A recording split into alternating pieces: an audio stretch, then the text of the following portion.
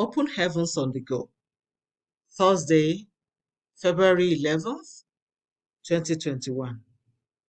Topic: Working against yourself.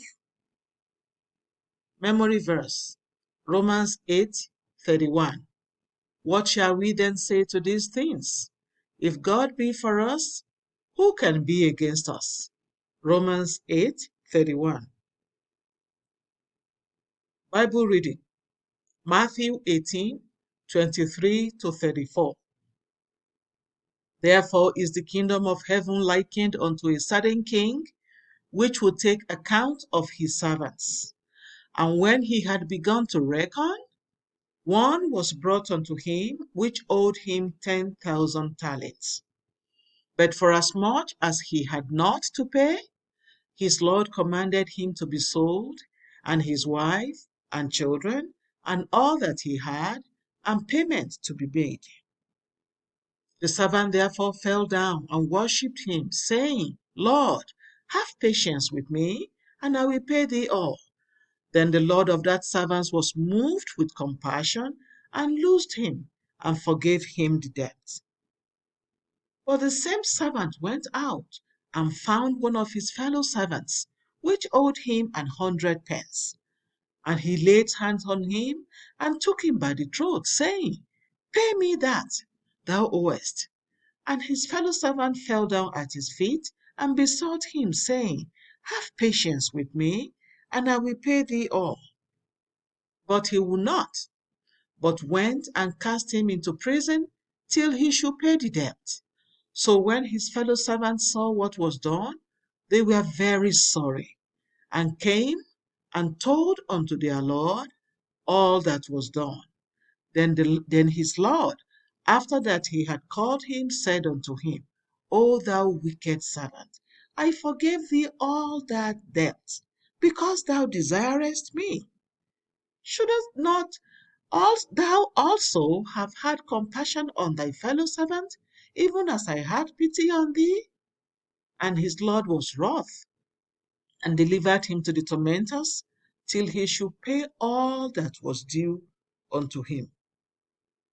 The message: God is great, and he has great plans for his children.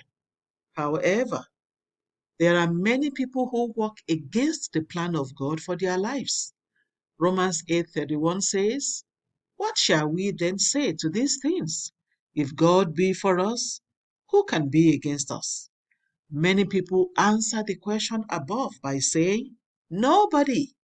And I always wonder which Bible they are reading, because in my own Bible, the answer was not given. The Bible was silent about the answer. Let us therefore look at it logically. If God be for us, can the devil be against us? Definitely not, because James 4:7 says that if we submit to God, then we can resist the devil and he will flee. If God be for us, can demons be against us? No way, because Mark 16:17 says we are to cast demons out. If God be for us, can witch doctors be against us? No, because Isaiah 54:17 says, No weapon formed against us shall prosper. If God be for us, there is only one fellow who can be against us: ourselves. Disobedience is the major thing that makes many people work against themselves, even when God is for them. Disobedience has destroyed many destinies in the past. God is a master sculptor. When a sculptor wants to make a masterpiece and the wood decides to break off where it shouldn't, he may then be left with no choice than to toss it into the fire as firewood. Unfortunately, this is the reality of many people God had destined for greatness.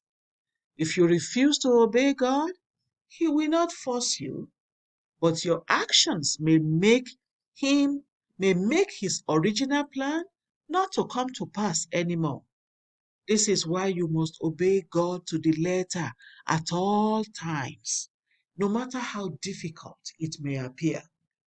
Facing difficulties while obeying God is far better than the anguish of an unfulfilled destiny caused by disobedience to His word.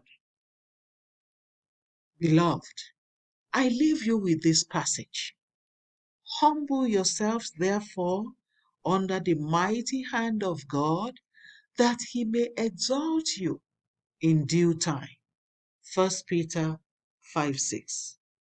Key point: the cost of indiscipline is far higher than that of discipline. Bible reading in 1 year, John 13-16. Hymn for today: Take my life and let it be.